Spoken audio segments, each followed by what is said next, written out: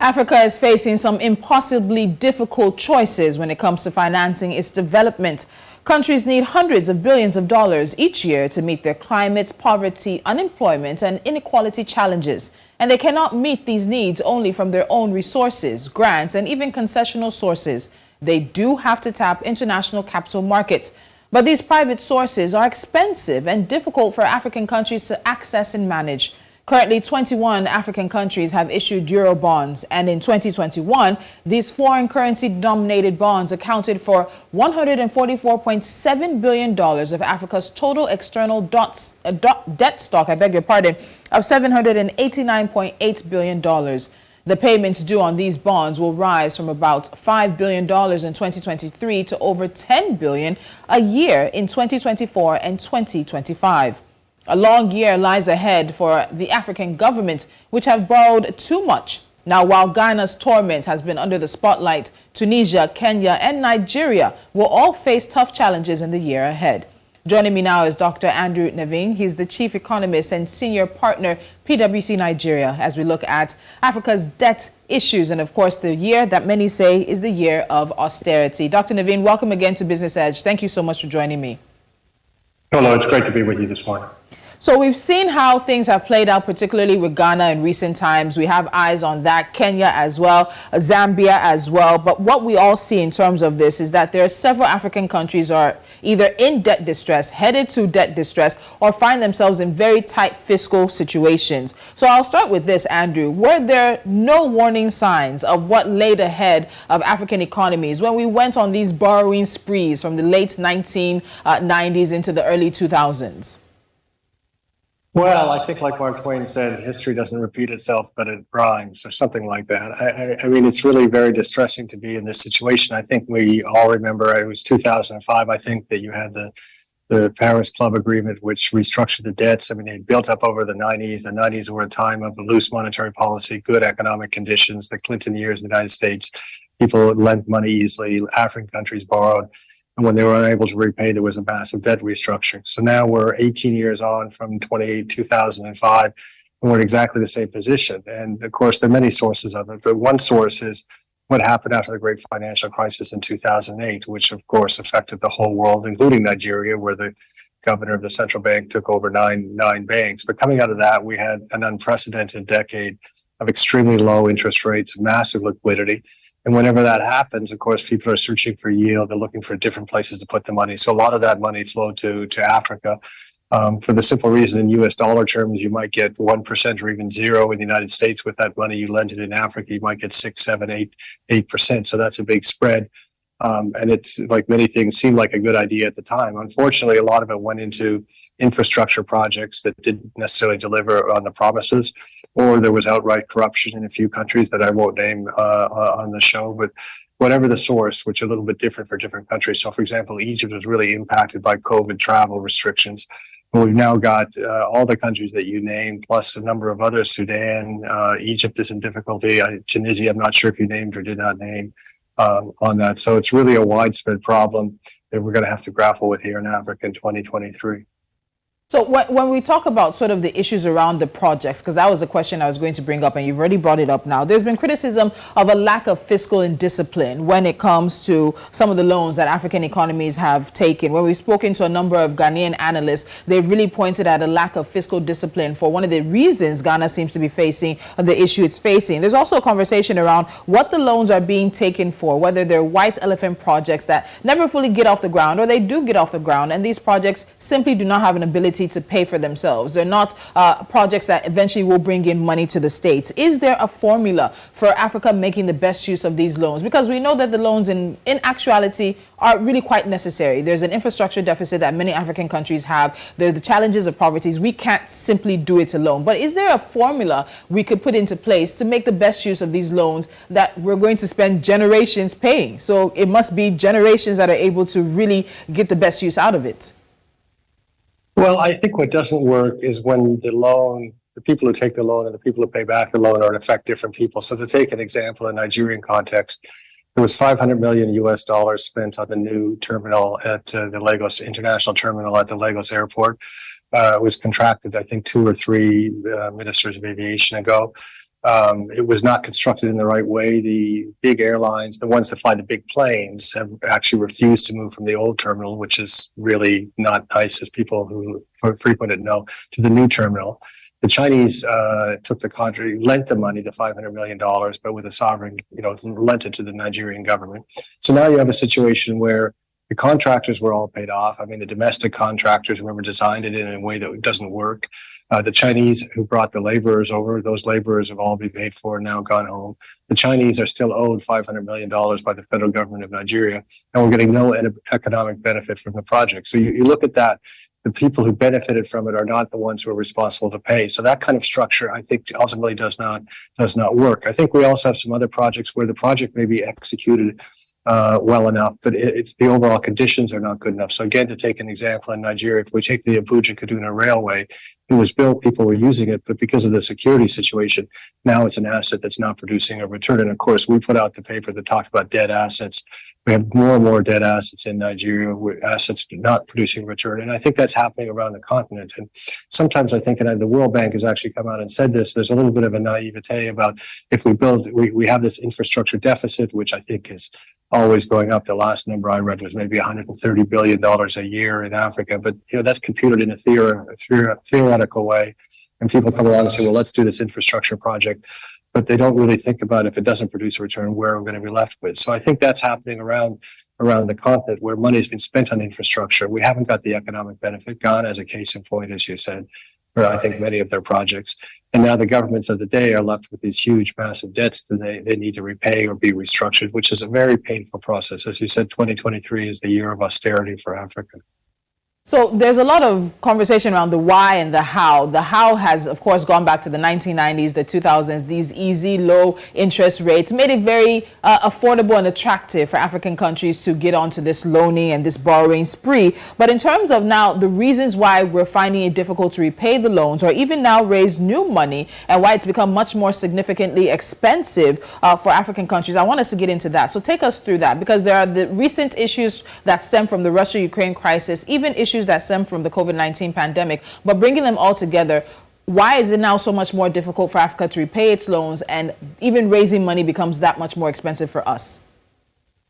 Well, it was inevitable when we had the very low interest rates that I talked about. So we had quantitative easing. It was done by the ECB, it was done by the Fed, it was done by the Bank of Japan, and the world was in the 2010s awash in liquidity, and people assumed that could go on forever. Now, I just, as an economist, the fundamental rule is that the interest rate needs to be greater than the inflation rate. But we had inflation. So we had interest rates that were negative. I mean, in Denmark for a while, if you took a mortgage from the bank, there was a negative rate of interest. So this system was not sustainable. But of course, actors within the system are presented with low cost loans, low interest rate loans, concessional loans, plus they have infrastructure projects, the projections of the economic benefit of it. So what's happened? Well, two things have happened. One is that era of ultra low interest rates has come to an end. I mean, eventually it's translated into inflation in the system. So you've got consumer inflation 10% the last 2 years in the United Kingdom, for example. So about a 20% increase in prices for people.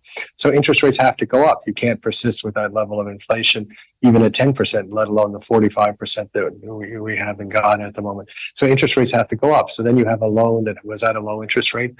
The loans are not fixed for the entire duration. The interest payments go up. I think you said in the opening to the segment that the interest payments on these external private sector loans to Africa are going to go from 5 billion in interest to 10 billion interest. That's a massive increase. So you don't get the return out of the project. So you don't get the flow through to tax revenue, and your payments on the project have now doubled in interest rate terms. So you take those two forces together, and it puts countries under immense fiscal pressure.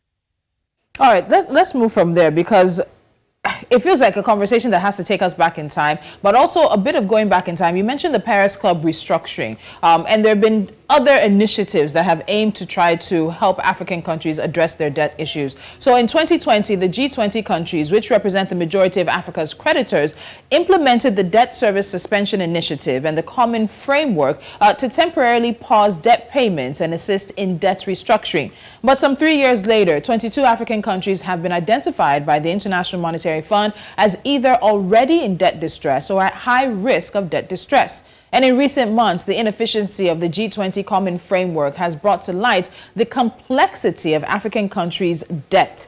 structures. Now, a working paper released by the Paris-based think tank Financial Development Lab said that one important reason for the slow pace of the process is the huge diversity of creditors. So, Andrew, let's look at that. What issues come about with African countries having so many creditors to basically deal with? Even though the Paris Club has tried, they're back to the table now, trying to put some pressure we see on China. We'll get into the geopolitical tensions and how that's playing out. But in terms of having so many different creditors that African economies need to basically settle, it becomes a very complex issue to deal with this restructuring. How are we seeing it play out?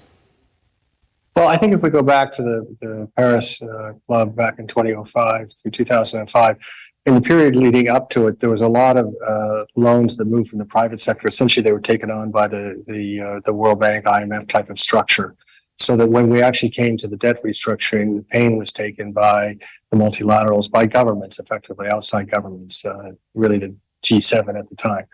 Now, since that time, we've borrowed a lot more money in Africa. There's a new actor in the game, which is China. And a lot of the money, as you said, is still held in private hands. So now you've got the traditional multilaterals, the traditional developed economies. You have China with a significant amount. And so they're not a majority creditor in any country, but they're often the largest creditor of any country. So, for example, I think Zambia. And they're also new to it. And one of the complexities that I think is happening, and I lived 10 years in China, is that China is not a single actor. There's multiple agencies involved in these projects. The one that loan or develop a project depends on the nature of the project. So then, of course, you don't have a single Chinese voice. And of course, in this debt restructuring game, it's a little bit zero sum. I mean, if you have a debt of, say, $1 billion and you need to get it to $300 million, who's going to take the $700 million paid? How is that going to be shared around? And we have another new complexity, which is, of course, vulture funds. And we've seen this with Argentina, where funds take a risk. They buy up once the debt is in distress, it goes to very low cost. So then a vulture fund, a hedge fund can buy up that debt at low cost. And then it can become an obstacle to any restructuring. Essentially says holds everyone else hostage. So you have a little bit of this competitive dynamic that makes it very difficult to restructure. And we have more actors in the game, particularly China, that we didn't have when we did the 2005 restructuring. So I think it's going to be very difficult. We've already seen, I think in the case again of Zambia, that the Chinese are saying that it's the U.S. and other developed nations holding it up, and the U.S. is saying essentially they think China is holding it up. I'm not sure who's right, but we're going to get that repeated again and again and again. And even in the Ghana situation, very difficult. I mean, the Ghanaian government attempted to impose a haircut on, for example, domestic bonds, the bonds denominated in cedis.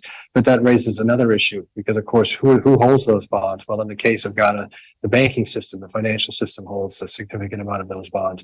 So if you force the haircut on the financial system, then you put at risk the financial system stability on that. So a lot of actors, a lot of complex issues on that.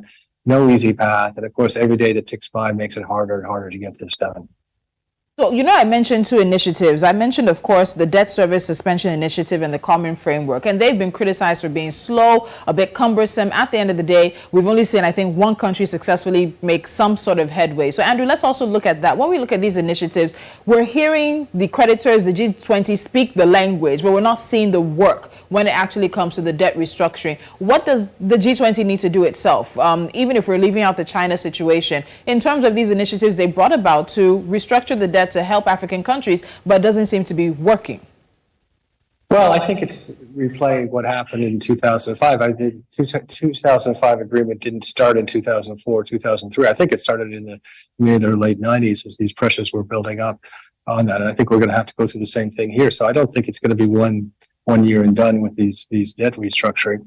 But it's the nature of these institutions. It doesn't matter the UN, which of course is not party to it, but it's complex to work through multilateral organization, the World Bank, the IMF. I mean, I think they genuinely want to solve it, but there's many parties involved. We're talking about significant economic losses. So there's no simple way to get through it. And I think there's also domestic things that happen. So I think Ethiopia, I may have it wrong, but I think Ethiopia was suspended from reaching that agreement because of the civil war there. I think the Sudan may have been suspended because there was a coup there last November. So there are also domestic things that are happening that are preventing countries from being able to participate in it. As you said, 23 countries in debt distress. We've only got one that's essentially, in the process of going through the program. We've had the IMF lend some money, so they've lent to Egypt, Ghana. They're still working through. I think they're working through Malawi at the moment. So the IMF is trying to play its role. But again, once you bring in the IMF, you're going to have very onerous conditions to tap those funds. Okay, so you talked about the finger pointing between China and the US, or at least China and the G20. So let's get into that, because geopolitical tensions are also now a consideration in this issue. And that tension is between major Western creditors of the Paris Club and China, which now accounts for about 12% of Africa's private and public external debt. And that's come into play because we have restructuring gridlock. China, India, and Saudi Arabia, as well as some other new emerging market creditors, have not historically participated in coordinated official creditor mechanisms. They often prefer bilateral discussions, and current geopolitical divergences have made this coordination even more difficult. Andrew, how does Africa navigate this? Because we seem to be caught in the middle. Zambia, again, is a fantastic issue. Not fantastic, unfortunately, but it's a good example of this sort of back and forth finger pointing that we're seeing between China and the G20, and even now the IMF and those World Bank who wants to get involved. How do we navigate this aspect? Because at the end of the day, there is restructuring that needs to be done. There are economies being held up because this process has not been concluded. Well, I mean, to begin with, Africa needs to take care of Africa. So, I mean, I'm a Westerner.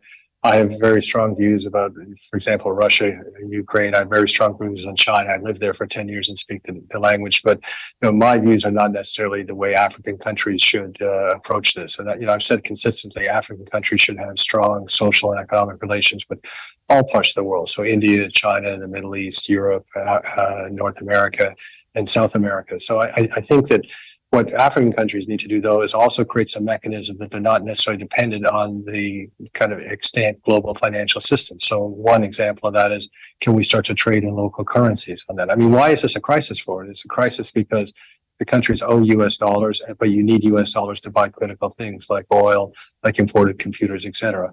And to the extent that we can start to create trading systems like AFCFTA and payment systems that are outside of that, those systems, I think that is a benefit to Africa. We need to make some decisions about our relationship, for example, to the BRICS countries. So they've come out and said they're going to create a new reserve currency to rival the US dollar. So that's South Africa, Brazil, Russia, India, and China, all important countries, all important economies for Africa to work with. Are we going to participate as Africa? And of course, South Africa's in it is part of that. But to the extent that we can decouple, I mean, we want to have good economic relations, but we can't be totally relying on a system where a debt crisis then plunges us into a social crisis or a prolonged economic crisis. We have to isolate the debt problem, but let the economy get on. And the only way to do that is that we're doing more trade within African countries and between Africa and countries that don't necessarily sit in the dollar system. So, for example, Central Bank of Nigeria has a Chinese yuan swap. We haven't made enough use of that. I think we should be making more use of that. Our relationship with the Middle East is very important in terms of economic, not just exporting goods and services, but exporting people. There's a significant number of Africans that work in the Middle East now. I was in Qatar for the World Cup and had seen a difference since a decade I'd been there, the number of Africans participating in the Qatari economy. So we need to strip out the debt. The fact that we owe the debt, is there. We need to deal with it, but we can't let the fact we owe the debt interfere with current economic activities that we should be able to do and are prosperous for everyone. Okay, so let's also talk about this year of austerity that I've mentioned. Many economists believe that African economies are going to have to tighten their belts this year, that the cheap and easy borrowing that existed in the 2010s is likely not available, and we've seen that. And there's going to have to be concentration on building up fiscal and foreign currency positions. Could this also provide a silver lining? Because we talked about, of course, fiscal and discipline, which seems to be a common thread through many African economies. But this year of austerity, could it be a silver lining if we take it seriously enough? Well, there is a silver lining here. So if you think about what's happened the year before, so again, take the Nigerian context, but I think it works for, there was a period in time, if we go back more than a decade, the government didn't ask for anything because it had oil revenue, it didn't give anything. And that was a very simple social contract with people. People didn't pay their taxes, but they didn't expect any services. And in the last sort of 8 or 10 years, we moved into a situation where the government wasn't getting much from oil or not enough to finance the government, but it didn't ask for very much from the people because it borrowed that money to fill the fiscal gap. So we've had a big increase in the total debt stock in Nigeria. It's still not high by global standards, but we have other countries like Kenya, like South Africa, like Canada that have a very high debt stock to GDP. So now we're coming to the point where you can't borrow. Your population is growing, so even if you're producing the raw materials you produced before, it's not sufficient. So you're going to have to ask people to pay taxes. Well, if people are going to be asked to pay taxes, the people are going to ask for something in return. They're going to ask for good governance. They're going to ask for services on that. So the silver lining to me is now you need to actually go to your population and ask for the resources to run the country in the best way possible. And the people are going to demand something. And of course, we've just been through an election in Nigeria. It's been the most closely contested election since I've been here since 2008. And you can really feel people are demanding better governance. So the silver lining is when you need to ask your people for the resources to run your country, you're going to have to do a better job of running it. So all of the stories we hear about Africa in terms of corruption, inefficiency, mismanagement, and they should diminish when you have to take the resources from the people. And we're going through those debates right now, certainly in Nigeria. Report from Boston University said that about $520 billion would need to be written off by richer countries. We talk about debt restructuring, but it's also part of even delayed payments or deferred payments, or at the end of the day, forgiveness. And while we can agree this is going to be more than a 1 year, 2 year process, at the end of the day, what do you think we should see? Well, to begin with, $500 billion in our context is not very large. I mean, the global economy is $100 trillion. We have a population of 1.5 billion people. So per person, it's like $40 or something. It's not a large amount of money. And I think people need to remember that. But also the world is going to depend on Africa. So I think in 2030, 42% of the entering workforce will come from Africa. So the world economy, world society is going to cease unless Africa is making its contribution, particularly of human capital, to that. So the world has an interest in working through this in the most effective way possible to make sure that we can actually continue a lifestyle in the developed nations, in even China itself. I mean, it's aging so rapidly; it's going to rely on Africa. So I hope all the parties kind of see that and work together for equitable solutions. What's not equitable is if some parties who loan money to Africa end up taking the brunt of the write-downs and others don't. But on the scheme of things, as I said, $520 billion is not a large amount of money. All right, so we'll leave it at that. For some, it may be a large amount. For some, it's a drop in the bucket of what Africa needs. But it's a conversation that will continue over time, and we look forward to touching base with you. Dr. Andrew Naveen, thank you so much for your time. Thank you, Toto.